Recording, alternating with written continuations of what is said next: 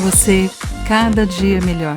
O podcast que apresenta histórias extraordinárias de pessoas como eu e você. Boa tarde, Virgínio, tudo bem? Como você vai? Olá, sempre bem. Ai, que bom. Olha, muito obrigada. Seja bem-vindo ao podcast de Você, Cada Dia Melhor. O podcast que apresenta histórias extraordinárias de pessoas como eu e você. E hoje você é o nosso convidado aqui, mais do que especial, né? Eu quero apresentar aqui para a nossa audiência que o Virgínio, ele é corredor profissional há 27 anos, gente. Há 27 anos, este homem ganha a vida para correr. Ele também ele tem um bordão que eu acho incrível, porque ele é o rei da montanha, né? Porque a especialidade dele, né, está aí em correr nos terrenos íngremes, etc. E ele tem muita história para contar para a gente de como ele chegou até aqui. Né? O que mais me encanta na história do Virgínio é exatamente esse empenho que ele teve em realizar seu sonho. E eu queria, Virgínio, que você, né, começasse contando para a gente como que nasceu, né, essa semente, aí, essa vontade de se tornar corredor. Olha, são coisas que a vida ela vai nos apresentando, né? E ao longo dela, né? Não nasce do dia para a noite, não é que eu fui dormir ontem e acordei atleta. Sim. Né? Ser atleta é bem árduo mesmo. Eu confesso que não é tão simples assim. Correr é uma coisa, treinar é outra, sair correndo é outra coisa, né? Mas uma coisa que eu posso dividir com vocês que é uma vontade desde criança de querer ser diferente. Né? Sim. Eu venho de uma família humilde, mas humilde que eu digo, nunca passamos fome, nunca dormimos na rua, mas era uma família que a gente era bem regradinho ali, o que tinha para comer, o que tinha para vestir. E eu via aquela situação desde criança que eram coisas que naquele momento eram muito longe de alcançar ou não eram coisas palpáveis, pelo simples fato às vezes, de ter uma casa, ter um Sim. carro, os brinquedos de fim de ano eram coisas assim realmente muito surpresas, né? A gente comemorava bastante porque não era uma coisa que era certo que ia acontecer, né? Nos dias de hoje, as crianças já estão certas que vão ganhar o presente, a ganhar Os alguma presentes, coisa, né? os presentes, né? Então, eu venho de uma geração, de uma família que era muito contada, e realmente a gente não sabia. Eu, na altura dos meus 44 anos, eu acredito em Papai Noel, eu acredito em Coelhinho da Páscoa, eu acredito que se eu trabalhar eu vou ter o que eu estou construindo. Então isso eu nunca deixo morrer dentro de mim e as pessoas que estão ao meu lado também nunca deixo morrer. Se você Perfeito. acredita que aquilo pode ser tocado, se você acredita que aquilo pode ser construído, acho que é o dia a dia que vai fazer com que você toque e apalpe aquilo e veja e sinta aquele sonho realizado. E quando Que lindo. criança, eu era uma criança arteira, confesso que nunca fui um aluno tão querido pelos professores no quesito disciplinar, mas eu nunca fui mal educado, eu sempre fui arteiro porque eu queria colocar para fora a minha energia, eu queria Sim. conquistar, eu queria dar exemplos, mesmo que isso tivesse que esperar 30, 40 anos ou 44, como nos dias de hoje. Mas eu lembro que quando criança eu sempre imaginei que lá na frente, quando eu tinha 7, eu pensava, quando eu tiver 20, 30, 40 ou 50 anos, eu vou ter uma história para contar. Só que só tem histórias para contar cá entre nós quem é arteiro, quem ousa, quem quer buscar o novo, quem não para de Sim. explorar. Não que os arteiros, ou quem não é arteiro não tenha o que contar, né? Mas os arteiros eles sempre têm um pouquinho mais aí de história para contar, porque geralmente a gente sobe no telhado e cai, a gente vai soltar pipa e corta o dedo, a gente vai rodar peão e o peão bate na cabeça. Então essas histórias acabam nos fortalecendo. Hoje, Sim. lógico, a gente acaba dando risada, né? Eu conto isso para os meus filhos, para os meus amigos, numa resenha ali que está conversando. Eu tenho os meus alunos aqui da assessoria que eu tenho, que é a JVM Trail Run, e muitos deles falam assim, nossa, você devia ser muito arteiro, cara, muito, porque você até hoje, você enche o saco, você da pá virada, briga, brinca o tempo todo. Eu falei assim, cara, eu acho assim, a gente não pode perder a essência, né? Sim, E todo mundo tem, mesmo com 40, 50, 60, 70 anos, todo mundo tem uma criança, tem uma quinta série dentro de si, né? E a gente não pode deixar isso simplesmente no passado ou numa gaveta e ser lembrado só quando um ou outro perguntar. É você que sim, deixa vivo aquilo, é você que vai trazer à tona aquilo, só que você tem que se permitir. É quando você se permite ser criança, lógico, tudo dentro de um âmbito do que você vive o hoje. Quando você é criança, você nunca envelhece, você vai estar sempre pronto para brincar, pronto para explorar, pronto para sim, ousar. Então, aquela criança que o Virgínio era com 7 anos, subia na árvore para pegar um pipa, ou subia no abacate para pegar abacate, fruta, com 44 eu faço a mesma coisa. Então eu subo para pegar fruta, eu corro para pegar pipa, e eu brinco como tem que brincar. Eu tenho minha filha de 7 anos aqui, então quando eu estou brincando com ela, 10 anos, sim, quando eu quero brincar com ela, eu brinco como se eu tivesse 10 anos também, encho o saco dela, e ela fica brigando comigo, e eu não tenho problema nenhum com isso. Então, assim, quanto mais eu conseguir me aproximar,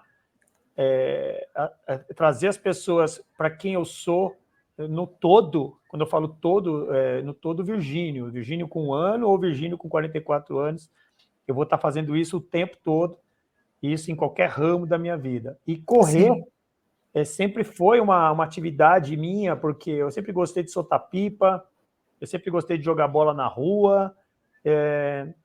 Chegou um determinado momento da minha vida que eu queria dar significado a isso, né? Eu não queria só correr por correr, eu não queria só jogar bola por jogar, eu não queria só pegar minhas bolinhas de gude e tentar ganhar outra bolinha do outro amiguinho. Eu queria dar sim, significado naquilo, eu queria dar importância naquilo. Então, um dia eu achava que eu era o cara mais rápido quando criança, né? Não, eu sou mais rápido porque eu chego mais rápido para pegar o pipa, eu chego mais rápido para pegar a bola, eu chego mais rápido para pegar na brincadeira de pega-pega. E nisso eu me apeguei, e era uma época, eu nasci em 4 de julho de 79, e eu comecei a olhar para o esporte assim mesmo, depois de 88, principalmente nos Jogos Olímpicos ali, Seul. E aí eu uhum, falei, nossa, como será correr na pista, né? Naquela pista ali, até então eu falava pista, mas hoje a gente entende que é uma pista de atletismo, de borracha, aquela coisa toda. Como será ser jogador de futebol, entrar dentro da televisão? Olha a cabeça, eu era criança, então eu achava sim, que quem passava na televisão era pequenininho, era miniatura, eram pessoas que não existiam, na verdade, né? Pessoas intocáveis. A gente mal tinha televisão. Imagina só, eu vendo as coisas passando na televisão. Então, isso demorou um pouquinho para entrar no meu universo de realidade, que quem uhum, estava passando na televisão, de repente, era o meu vizinho que estava do meu lado. sim, Era meu amigo que corria comigo na escola. Né? Então, eu comecei a meio que, de uma forma, digamos assim, ser ambicioso, mas um ambicioso do bem, de querer ser aquele cara também.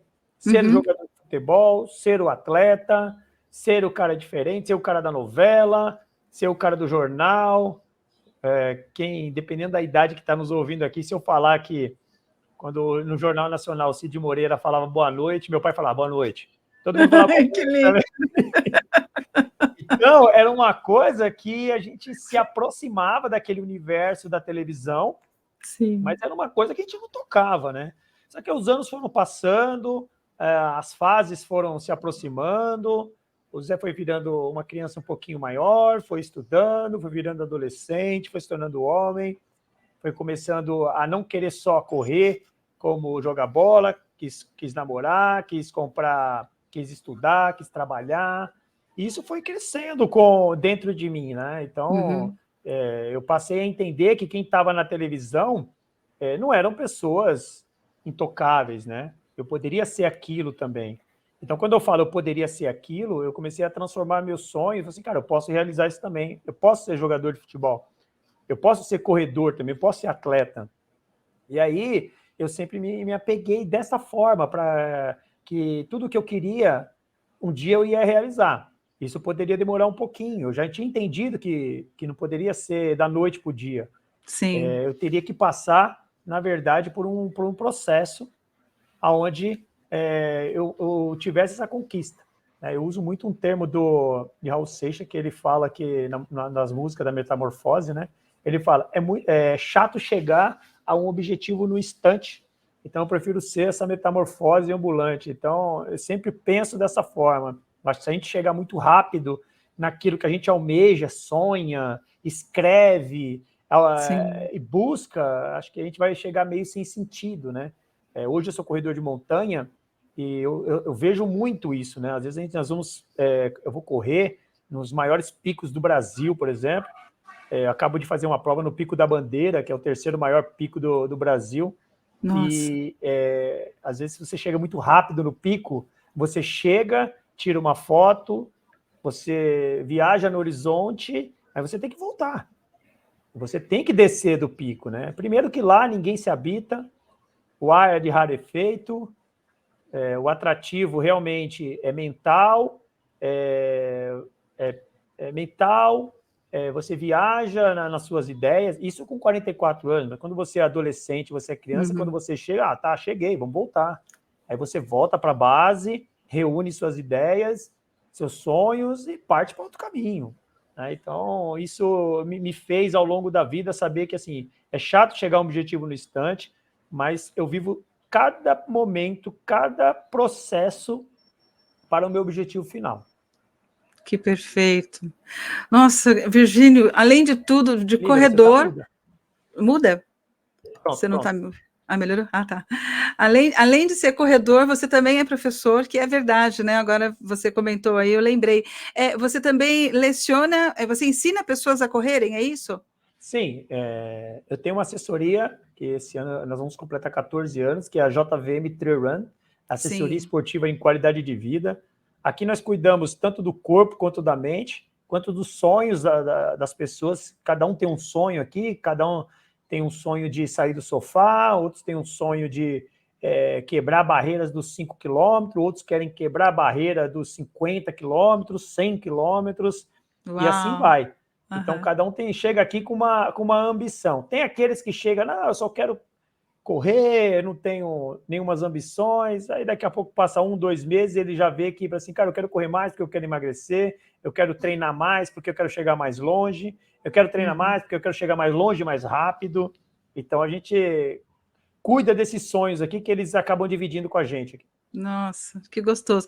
Então, além de corredor, né, de professor, você é um excelente contador de histórias, porque a gente não quer parar de te ouvir. Nossa, eu adorei. Eu conto história, eu gosto. Que Eu fui um delícia. adolescente que eu lia muito gibi de historinha, essas coisas, então eu gosto muito de poema, de contar história, por isso que eu falo, só conta história quem viveu a história. É verdade. Os dados sempre contam mais, porque eles sempre foram um pouquinho além até onde poderia ir.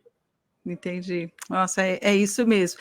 Bom, quando então, né, você se tornou adolescente e assim, achei fantástico como a TV exerceu essa influência, né, sobre você, de você olhar ali e achar que as pessoas eram pequenininhas para terem entrado na TV, Sim. E depois você entendeu que aquelas pessoas eram reais e principalmente alcançáveis e que você podia ser uma delas, né, e que você poderia fazer qualquer coisa, né, então você pensava, eu posso ser jogador de futebol, eu posso ser corredor, eu posso, né, ser qualquer coisa que eu quiser. Isso é tão fantástico, Virgínio, porque muitas pessoas travam na vida toda, porque elas não acreditam que elas possam ser diferentes do que elas já são. Elas acham que é só um caminho ali que existe, é só uma única coisa, e que aquela coisa já foi feita, então não há mais o que fazer. E é por isso que eu acho que é muito importante a gente dizer que não, né? E uma pessoa com a sua história não só diz que não, como prova que não, né? Sim. E aí eu queria saber, né? Então, chegou ali o momento, né? quando você teve, né, esse insight, aí em 88 você tinha então 9 anos, então já como criança você começou a enxergar o esporte, né, de forma diferente, e aí você foi se tornando adolescente, né, terminou os estudos, fez o ensino médio, e qual foi o seu primeiro trabalho? Com que ali, já na adolescência, você já pensava, né, em ser atleta, mas você começou como a sua carreira? Não, na verdade é o seguinte, eu sempre fui uma criança, depois eu passei a adolescente, que assim, em casa a parte financeira era muito contada, né? Era muito Sim, certinha, no sentido assim, trabalhava meu pai, minha mãe e meu irmão mais velho, eu, o irmão do meio, e que é o Osmar e o Osmário, Dona Creuza e o Joel, seu Joel, meu pai. E era muito contado para pagar o aluguel, sim, para fazer a compra do mês, né? Eu sou de uma época que assim, o pagamento era dia 10, né? Então, era dia 10, era a compra do mês, lembro e bem, por minha isso mãe que recebeu no dia 10, é isso isso, mesmo. e tinha muito a questão assim, dos presentes que nem eu citei. Era quando dava, então a gente era muito incerto que a gente ia ter presente ou não, mas tudo bem, a gente Sim, entendia isso, né? A gente se resolvia dentro do nosso universo. Então, na minha casa, eu me resolvia muito disso. Então, partindo desse entendimento de família, de criança e de adolescente, eu comecei a entender que se eu quisesse ter algo a mais, né? A mais eu estou falando assim, eu tinha minha casa, nós nunca passamos fome, sim, tinha carinho de pai, de mãe, dos irmãos, muito amigos, importante, né? mas se eu quisesse ter um tênis a mais, um brinquedo a mais, ou quisesse ir para um passeio da escola, ou se quisesse sair, eu teria que fazer algo diferente, né? Para ter aquele dinheiro, porque em casa eu não ia ter. Eu tinha uma Sim, opção, ou ir para o lado errado, ou de repente buscar alguma coisa que me desse dinheiro. Então, o sim, que eu fazia? Eu lembro que eu estudava de manhã, né, na escola, e eu ficava à tarde num lugar que se chamava CJ, que era Centro de Juventude. Eu estudei sim, muito tempo ali na Vila dos Remédios. E o uhum, que era esse centro de juventude? Eram os pais que trabalhavam e os filhos, para não ficar em casa, nós ficávamos nesse lugar, que era ali no Colégio Nossa Senhora dos Remédios. aham, E eu ficava lá. Então, eu passei dos meus 8 aos 14 anos nesse centro de juventude. Eu ficava lá à tarde. E lá eu aprendi culinária, eu aprendi a usar um talher, dobrar um jornal, fazer toalha, eu fazia a lição da escola. Lá eu brinquei, briguei, eu fiz amigos, tudo. Então, assim, sim, 14 anos, dos 8 aos 14 anos. Então, sim, bastante tempo. E aí, nos outros horários livres, quando não tinha aula, eu estava nas férias da escola, de sábado e domingo, e do lado de casa tinha um lugar que chamava Ferro Velho. Existe hoje ainda. Então, eu e meus amigos, todo mundo na mesma energia, cada um pegava um carrinho, que hoje, a gente ia saindo pelas ruas e recolhia papelão. A gente catava papelão, garrafa, não existia, na época sim, não existia garrafa PET, era garrafa de aham, vidro. Então a gente pegava alumínio, ferro. Então, quando a gente juntava isso durante ali 2, 3 horas, passando com o carrinho e recolhendo, a gente parava lá no ferro velho e vendia. E aquilo, olha, e era uma época de cruzeiro ainda, cruzado, não tinha nem real, porque o real é de a 94. deflação, né, que de manhã era uma coisa, de noite já era outra. Então, assim, são coisas que isso me rendia dinheiro, né? Tipo, no Sim, universo de hoje, se eu ficasse 3 horas recolhendo papelão, vou tentar traduzir aqui, eu acho que eu ganharia R$ 30, 35. aham, Mas para uma criança ali, um adolescente que não tinha nada, 30 era perfeito, muito. Então, quando não, eu ia lá, tem um supermercado ali na Vila dos Remédios, chama Castanha, que ele aham, existe desde que eu entendo por gente. E a mesma coisa, a gente ia lá para cuidar dos carros, as pessoas chegavam, guardavam os carros, que não eram muito na época, né? Mas eles estacionavam, a gente pedia para ficar olhando, e quando a aham, pessoa fazia a compra lá com a sacolinha, a gente ajudava a colocar no carro, e ali você ganhava. Tipo, na moeda de hoje, você ganhava R$ 1, 2 ou 50 centavos, e ia juntando. Então, sempre me virei dessa forma, né? Aí volta um pouco na sua pergunta, mas qual foi a sua primeira profissão, primeiro né? trabalho, Então, seu de primeiro repente, a minha primeira trabalho. profissão foi empreendedor de si próprio. Sim. Então, eu posso falar que eu fiz acontecer quando eu precisava. Então, não tinha problema nenhum de pegar o papelão, o vidro, o alumínio, não tinha problema nenhum de ficar no supermercado, às vezes 2, 3, 4 horas ali, cuidando de carro e recebendo dinheiro para ajudar uma senhora, um senhor carregar sacolinha. E foi dessa forma. E aí depois eu fui para a escola, eu ia para a escola e tudo bem, não era demérito nenhum, ninguém ficava me perguntando o que eu fiz à tarde, se eu tenho dinheiro ou não tenho. Eu queria resolver o meu problema, eu queria ter o dinheiro para ir na feira no domingo para comer pastel, para tomar o caldo de cana, que eu adoro muito, ou para comprar uma camiseta, uma chuteira que na época eu não tinha e queria comprar. Então foi muito por esse lado. Então acabei sempre me resolvendo, né? Mas com o tempo foi passando, aí a gente vai ficando um pouquinho maior, 15, 16, 17 anos. Aí a gente conhece uma pessoa ali, conhece outra aqui. Vou bater uma laje ali, você não quer me ajudar? Te dou R$50. Eu estou fazendo uma instalação elétrica ali, você não quer ser meu ajudante essa semana? E com isso você foi aprendendo 1000 coisas, né? Sim, então você acaba sendo uma pessoa mais versátil, né? Uma pessoa, tipo assim, vamos lá, vai ter um serviço para fazer. Eu não pergunto aonde eu só falo vamos. Sim. Então é muito disso, né? Minha mãe falava muito. Eu lembro de uma frase que minha mãe falava muito quando eu chegava correndo em casa. Falei, mãe, tô morrendo de fome, tô morrendo de fome. Ela falava, senta aí que eu vou colocar na mesa. Aí eu perguntava assim, mas o que tem para comer? Ela fala, você não tá com fome?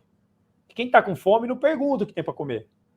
Então, senta aí que você vai comer o que tem. Realmente a gente comia o que tinha, não escolhia se era nuggets ou era carne de panela, se era arroz ou macarrão, se tinha água, suco ou refrigerante. Então, são coisas que a vida ela nos ensina bastante. Então, de repente, é por isso que eu tenho história aqui para contar. Mas se eu falar da minha primeira registro na carteira, digamos assim, minha primeira registro foi numa empresa que chama Sul Mineira.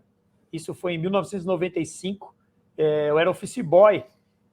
Inclusive, às vezes eu comento essa profissão com os meus alunos aqui, que eu sou técnico de atletismo aqui em Osasco, aqui, e eu falo que quando eu era adolescente, eu comecei como office boy, o que é isso, professor? Eles nem sabem mais o que é office boy, cara. Eu falei assim, Nossa, realmente, né, é muita mudança. Na verdade, a nossa geração, ela vem passando assim por transformações muito grandes. Então, nós temos o privilégio de termos nascidos analógicos, de termos nos adaptado à tecnologia.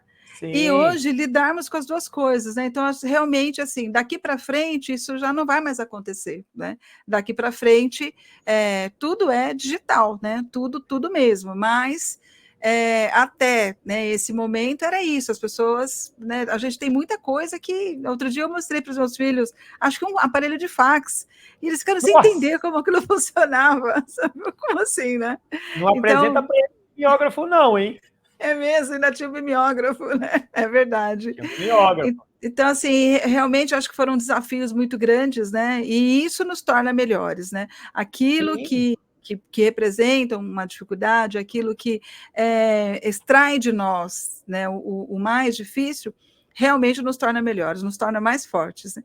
E aí eu vejo, né, tudo isso, né, que você está me contando, como uma excelente base para te sustentar hoje, né, nos seus grandes desafios, porque você, né, é uma pessoa, é um corredor profissional que tem corridas fora do país, que é especialista em montanhas, quer dizer, não é uma coisa mesmo, né, não é nada simples, né? Assim, nem a gente que não entende pensa que é simples, mas quem entende, então, sabe o quanto que é um trabalho específico e que exige muita dedicação. E aí, quando foi que você começou a correr profissionalmente? Você, então, foi levando, né, em paralelo às suas outras atividades, né, o seu trabalho lá na empresa, tudo, você foi levando essa coisa do esporte. Em que momento que você conseguiu fazer essa transição e olhar e dizer assim, agora eu vou trabalhar exclusivamente com o esporte? Olha, quando eu trabalhei de office boy por 3 anos, de 95 a um pouquinho mais, o final de 98. Né? Até então, eu era office boy e estudava. Né? Em 99, quando eu saí, eu não era mais office boy, e aí eu também tinha terminado o meu colégio, meu ensino médio, foi aí que eu entrei na graduação de Educação Física. Eu comecei a estudar Educação Física, me formei em 2002, na Unifiel, na cidade de Osasco, São Paulo. Uhum. E aí, no meu primeiro ano, eu já estava como professor na escola, que era o Mariano de Oliveira, que é ali na região de Pirituba ali, só que eu estava como professor eventual, não professor titular, nada. Então eu cobria os professores que faltavam naquela oportunidade. Uhum. E isso eu consegui treinar e trabalhava, né? Então para mim foi muito novo, foi muito diferente, né? Porque um ano eu era aluno, eu estava na carteira, né, na frente do professor, no ano seguinte eu era o professor.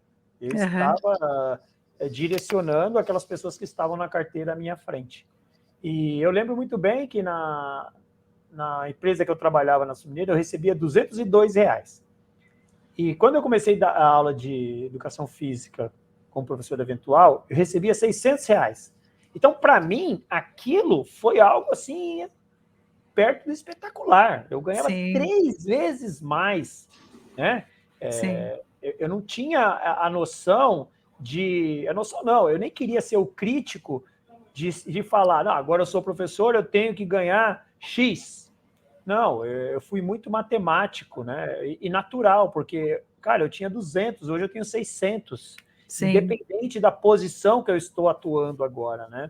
E aquilo foi muito novo para mim, foi muito mágico. Então, assim, eu falei, nossa, agora eu estou rico. Eu ganho 3 vezes mais. Que legal. Então, assim, com R$200 eu conseguia guardar dinheiro para comprar minha moto, conseguia passear e vivia bem.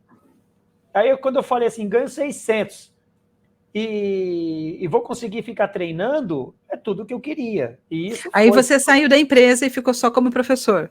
Eu tinha sido mandado embora quando eu era office boy, e no ano que eu fui mandado embora foi o ano que eu me formei, que eu terminei o ensino médio. Aí, em 99, ou seja, eu era desempregado, mas eu corria. E aí, o meu emprego na escola culminou com a graduação. Então, eu fui fazendo a graduação e trabalhando também.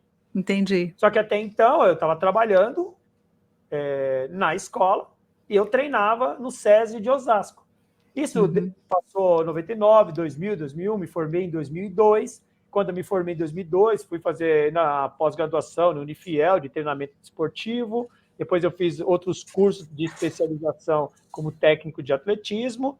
E aquilo foi entrando de fato na minha vida. Eu passei de aluno a professor e de professor especialista em corridas, né? Então, eu já fazia corridas na pista, na rua, em cross-country, e aquilo foi amadurecendo, os anos foram passando, as pessoas foram passando, outras foram chegando, até chegar a ideia de ter uma assessoria esportiva, né? Então, quando eu passei a ter assessoria esportiva, aí, de fato, eu me vi com um cunho mais profissional da coisa, né? Então, assim, cara, isso aqui vai ser a empresa da família, isso aqui vai ser meu ganha-pão. Então, eu passei a entender que a assessoria esportiva e o meu esporte como um todo, esse seria o carro-chefe das minhas emoções, das minhas ambições, dos meus sonhos e da minha vida, que é até hoje. Então, eu posso falar assim para você que desde quando eu sou profissional do esporte, do atletismo, desde o momento que eu passei a entrar na faculdade e acreditar que aquilo poderia ser diferente. Então, se eu falar que com isso, essa história toda começou em 1999 com esse professor que eu tinha, que é o Jair Rossetti, que até hoje ele treina a base aqui em Osasco. Então, desde 99, o esporte entrou na minha vida. E hoje, até falo assim, grosseiramente, o esporte paga todas as minhas dívidas e os meus sonhos. Que bacana, nossa, muito, muito interessante. E bacana como você também foi se especializando, né? Você realmente percebeu que aquele era o seu caminho e foi se especializando.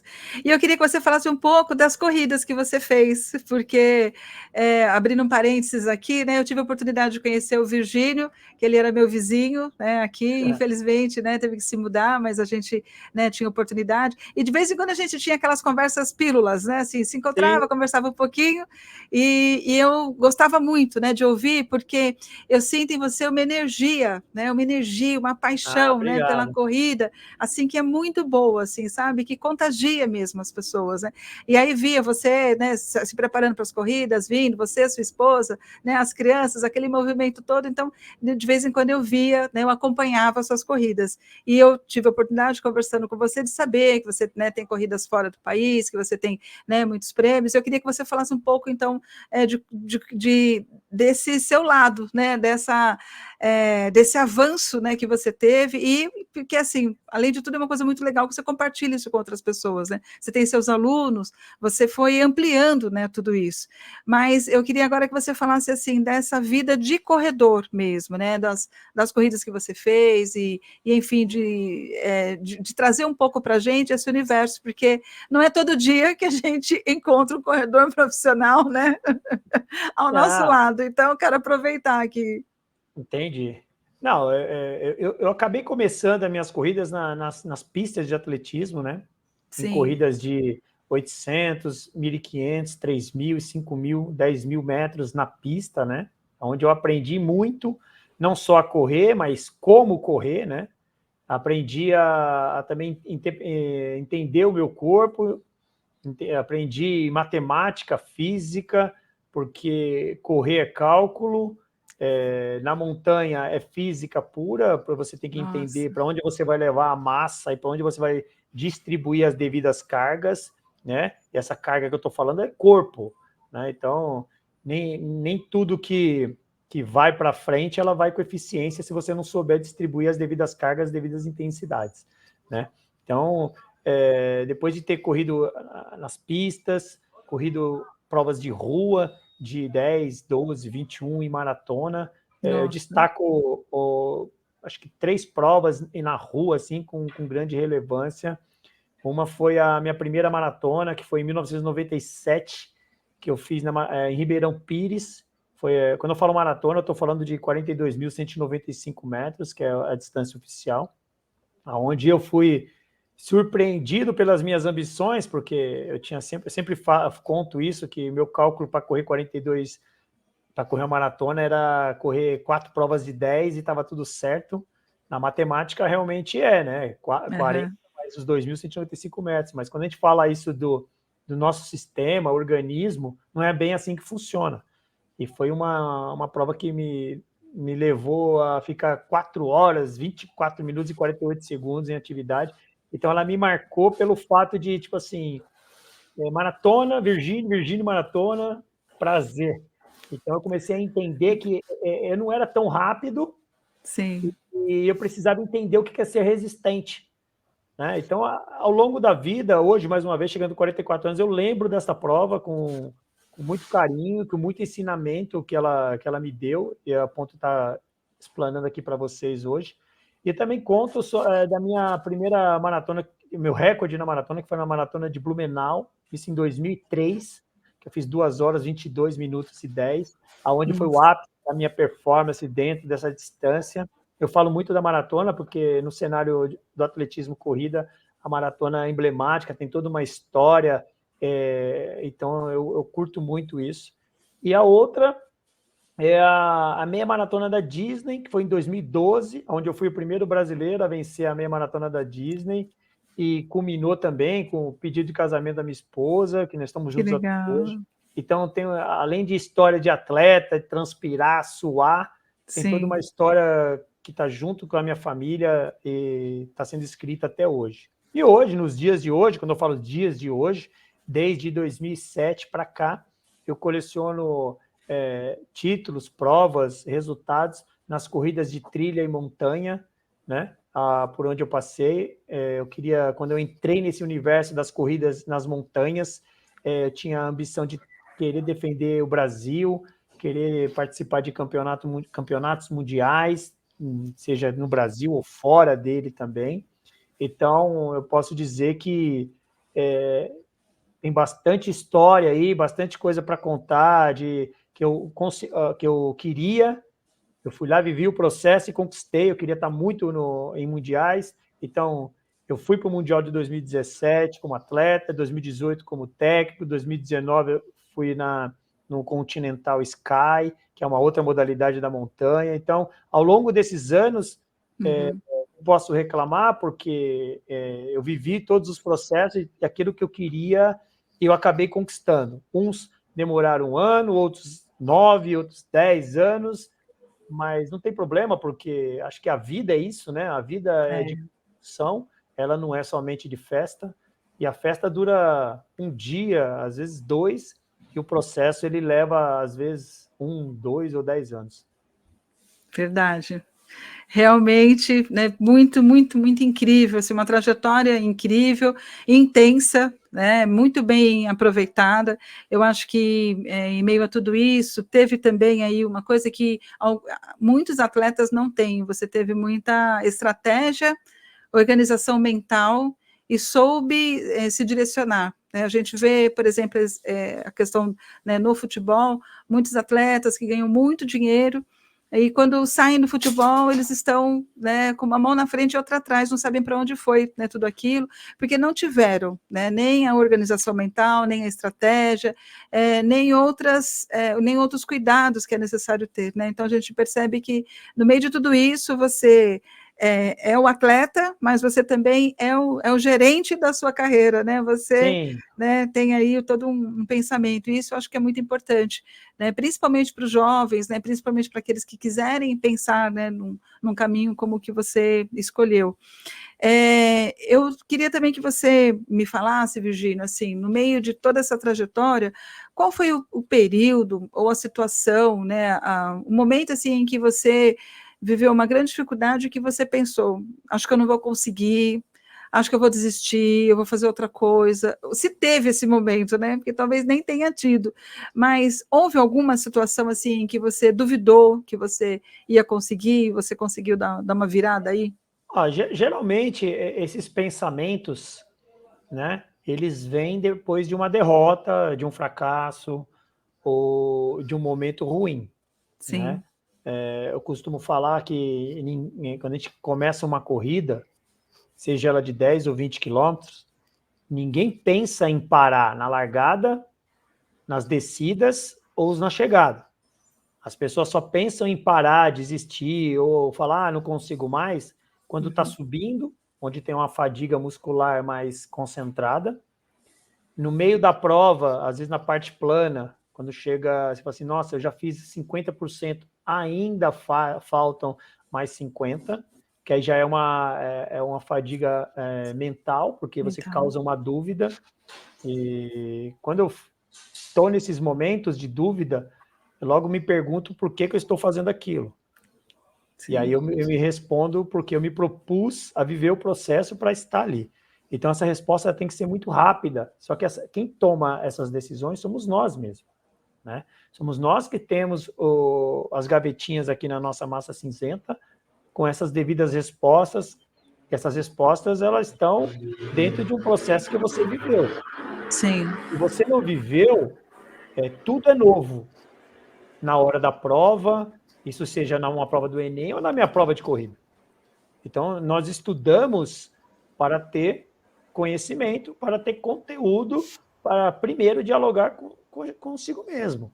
Né? Antes de estar falando para alguém que vai estar com a sua tuba auditiva ali pronta para te ouvir, você tem que falar para você mesmo. Será que aquilo que eu faço e estou planejando é viável? Primeiro para você, para depois você expandir aquilo. Né? Então, eu tenho esses momentos também de quando eu não alcanço aquilo que foi programado, de me perguntar assim, cara, será que isso aqui é para mim mesmo? Será que eu vou conseguir? Será que não é momento de parar? E aí eu logo me remeto a falar assim, engraçado, né, Virgínia? Você só tem esse tipo de pensamento quando está na fadiga, quando está no meio, que está na dúvida, ou quando o final não deu certo. por que você não tem esse momento quando larga, quando está lá no Sim. pódio, quando está cruzando a linha com um recorde pessoal? Então, eu logo me coloco no lugar, é aquele Virgínio que está na dúvida, ele fala assim, cara, então tá bom, vamos começar de novo. Então, eu sou muito desse de, vamos tentar de novo, vamos tentar mais uma vez. Minha esposa costuma falar que eu sou muito cabeça dura, então, assim, o cabeça dura é duro na queda de desistir. Isso mesmo, que fantástico. Cabeça dura, dura na queda de desistir. Perfeito. Nossa, uma história assim incrível mesmo, que faz com que a gente comece a perceber, né, que persistência é tudo mesmo, né? Sim. A partir do momento que você sabe o que você quer fazer, a partir do momento que você sabe que aquele é o seu caminho, é só Sim. uma questão de persistência. E Perfeito. eu queria então, olha, Virgínia, assim, foi muito, muito agradável, assim, nossa, eu falaria com você aqui, né, a tarde toda, mas eu sei que você é uma pessoa com a agenda lotada, né, graças a Deus, e eu queria então encerrar essa nossa conversa, com você deixando aí uma mensagem, né, para as pessoas, daquilo que você leva como a sua filosofia de vida, sabe, ou algo que você queira que as pessoas saibam, né, que elas pensem, que te ajudou, né, que foi um pensamento que te ajudou. A gente percebe que junto com todo o preparo físico, né, que você tem, com toda... Eu me lembro, quando você ainda morava aqui, que teve um momento que você sofreu uma lesão, e você então fez uma série de treinamentos muito diferentes, né, então eu te encontrava fazendo outros tipos de treino, né, e você falava, não, eu tenho que vencer essa lesão, estou cuidando dela e vou vencer essa lesão. Então, há momentos assim, né, eu acho que esse atletismo, que o atletismo, ele traz isso para a gente, é tanto no físico quanto no mental, porque você não consegue cuidar do físico se você não tiver com o mental muito em ordem, né? E eu vejo que isso é uma coisa muito certa para você, e que você já trabalhava lá na infância, né? Quando você olhava a Já. televisão e pensava, né? Essas pessoas pequenininhas que entraram aí, né? Eu quero ser uma delas, né? Como é que elas entraram?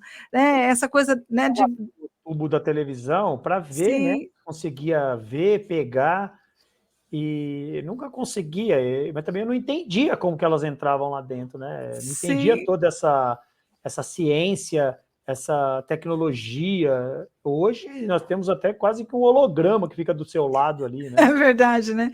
Inclusive de artistas falecidos já, né? Às vezes a gente Sim. vê shows com hologramas, é algo que realmente a gente não imaginava, né? Tão fácil. Mas eu acho que essa coisa da imaginação, se eu puder falar de algo muito forte, né, que salta dessa nossa conversa, é o seu poder imaginativo. Você imaginou tudo que você fez e tudo que você conseguiu. E que então eu desejo que você continue imaginando muito mais, né? Porque tudo que você imagina, você alcança. E é isso, né? Assim, me deixa aí uma mensagem, né, para as pessoas que vão nos acompanhar. Aqui a gente tem um público, né, mais ou menos aqui da nossa faixa etária, mas tem gente mais jovem, né, tem gente também mais velha, tem gente das mais diversas profissões, mas eu acho que você tem ensinamentos aí para qualquer idade, para qualquer profissão, porque realmente você é uma pessoa incrível, né? Um profissional, né, dedicado, que alcança e que encanta outras pessoas, né? Eu acho que em algum momento eu vou ser sua aluna, viu, Virgínia? Olha, Seja em algum bem-vinda. momento vou tomar coragem e você sua aluna, porque eu tenho realmente um carinho, né, muito grande, né, por corrida, assim, eu treinei por um tempo, né, minimamente, né, diante de você, minimamente, mas daí foi isso, né, fiz sem acompanhamento, me lesionei e acabei parando, né, e então tenho vontade de voltar. Foi o único exercício, assim, físico que eu fiz sem estar sentindo peso, assim, sabe, era mesmo com alegria, né, então acho que a Isso é corrida, bom. né, traz mesmo isso, né? Em algum momento eu vou ser sua aluna.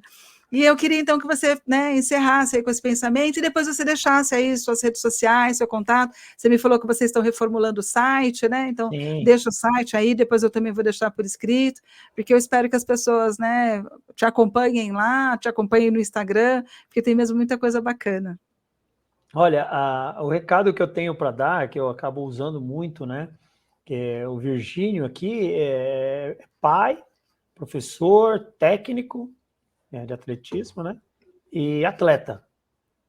E para muitos que nem sabem se eu sou atleta ou sou técnico, né? Me conhecem como o amigo Zé, né?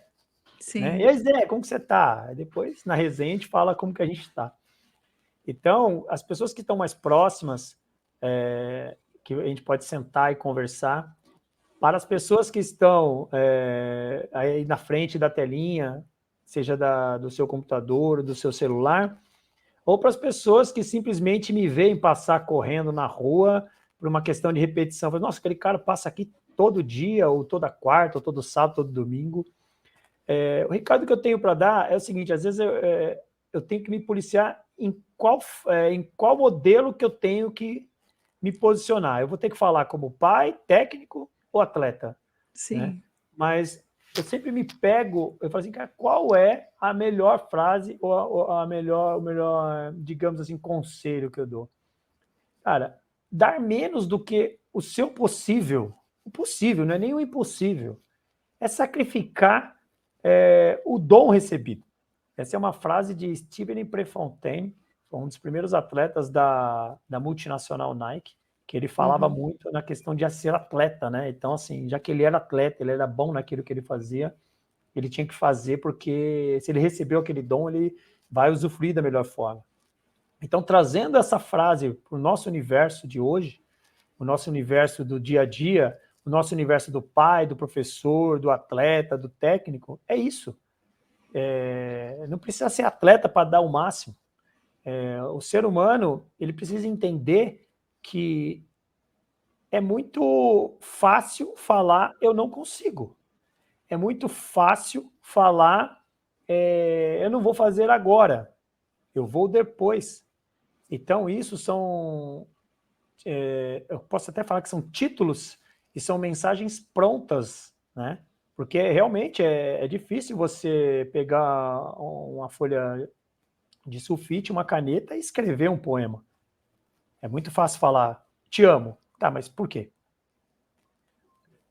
Entendeu? Então são coisas que a vida nos ensina a ser práticos. Mas se você quer ser diferente, você vai ter que se aprofundar um pouquinho mais, ler um pouquinho mais, ousar um pouquinho mais, querer um pouquinho mais. Sim. E quando o universo conspirar e mostrar para você que fala assim, cara, eu acho que não vai dar, tente mais uma vez. Tente mais uma vez, porque é mais prazeroso e mais tranquilizante você voltar para casa ou desistir daquele projeto com a certeza que você tentou todas as ferramentas. Você tentou no sol, você tentou no frio, você tentou no vento, você tentou na Antártida, você tentou no Saara, você tentou na altitude, você tentou na baixada. Aí parte do pressuposto que você mesmo, com você vai ter certeza que você tentou todas as ferramentas. Mas quando você vai embora na dúvida, com a dúvida, se eu tivesse tentado mais uma vez, isso machuca. Porque você, às vezes, a vida, ela não nos dá a oportunidade de voltar. Porque o relógio, os segundos, eles passam, eles não voltam. Eles se repetem no dia seguinte, mas não é a mesma história, não é o mesmo dia, não é o mesmo momento. Então, qual é o verdadeiro momento? Qual é a verdadeira hora? Qual é o verdadeiro sonho? É aquele do agora. Então, quando você quer algo, quando você realmente quer algo, né?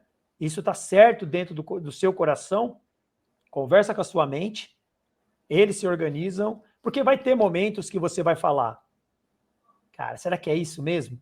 Aí seu coração vai falar assim, não, é isso mesmo. E quando o coração estiver fadigado, ele começar a mandar pouco sangue para o seu sistema muscular, estou cansado, a sua mente vai falar assim, não, o cansaço faz parte do processo.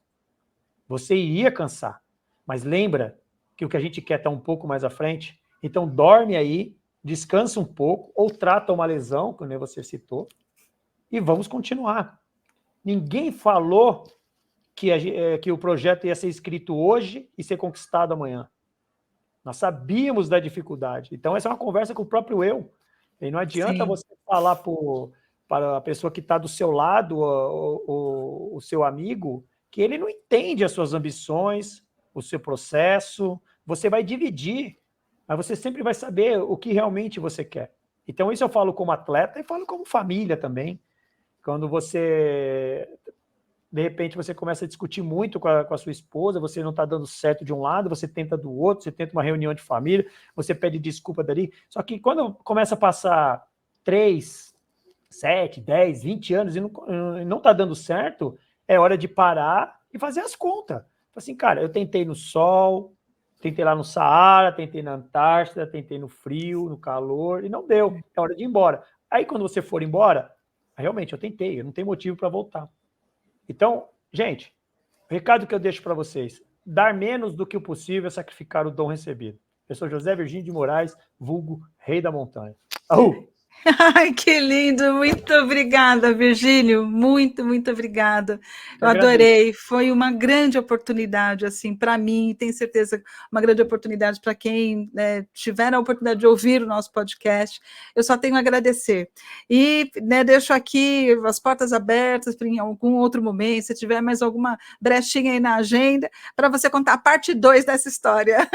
Vai ser sempre um prazer estar contando a história do Virgínio, mas lembrando que não é somente contar a história do Virgínio, é inspirar pessoas e Sim. saber que o limão, antes de ele virar uma torta, ele é bem ácido ali, ele passa por um processo muito delicado antes de virar a torta docinha que todo mundo gosta. É verdade, meu amigo. Olha, de novo, muito obrigada. Um abraço para a Ingrid, um abraço para a Pietra, para o Bruno, né? Para a Sofia. Pietra, Bruno e para a Sofia, que é a caçulinha que sofre aí, né? E o Choco. Aí eu perguntei, gente, você teve mais um filho? Ele falou, ele tem 1 ano e meio, mas ele é o nosso filho de 4 patas. Eu falei, tá, então tá bom. Então temos o Choco aí na família, né? Uma família linda, abençoada, assim, que vocês estão, né, muito sempre juntos, né? Eu acho isso muito Sim. bonito. E a sua esposa aí trabalhando junto com você, né? Fazendo parte aí, né, de todos esses processos também. Sim. Então, vocês estão de parabéns, né? E um abraço para vocês. Eu só tenho a agradecer. Muito, muito obrigada, viu? Grande abraço agradeço. Mesmo, Virgínio. Disponha sempre que quiser escutar uma boa história. Tá ótimo. Obrigada. Você, cada dia melhor. O podcast que apresenta histórias extraordinárias de pessoas como eu e você.